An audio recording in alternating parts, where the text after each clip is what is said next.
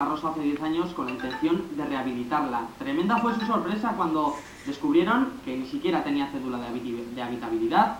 Ayuntamiento y anterior dueño se lavan las manos y la casa está a punto de derrumbarse, pero ellos dicen que no pueden hacer frente al coste económico que supone un derribo. Pensaban que era la casa de sus sueños, pero se ha convertido en toda una pesadilla. José Miguel compró hace 10 años esta casa antigua en Caparroso con la intención de ir reformándola poco a poco, pero estaba más dañada de lo que imaginó e incluso carecía de cédula de habitabilidad, a pesar de que el anterior propietario la tenía alquilada. Eider, la hija de José Miguel, cuenta que la única solución es el derribo por el peligro que entraña para el resto de vecinos. Yo lo que tengo es que se caiga la casa y que pase alguien por el medio y pueda pasar una desgracia.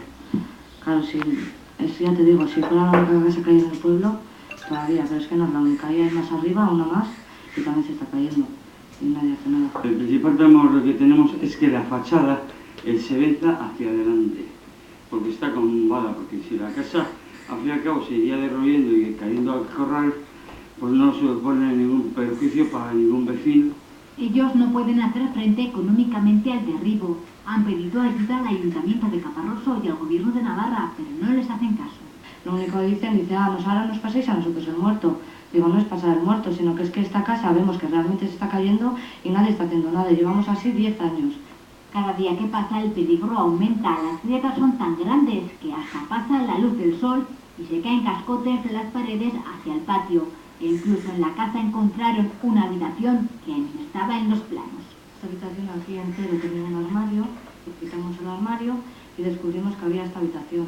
Y además luego nos dimos cuenta que ese cacho que sigue ahí se estaba cayendo la casa y todo, porque ahí de hecho sigue todo abandonado.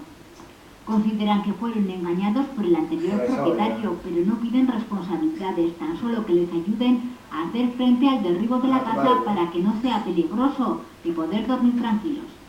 Ahí estamos los dos.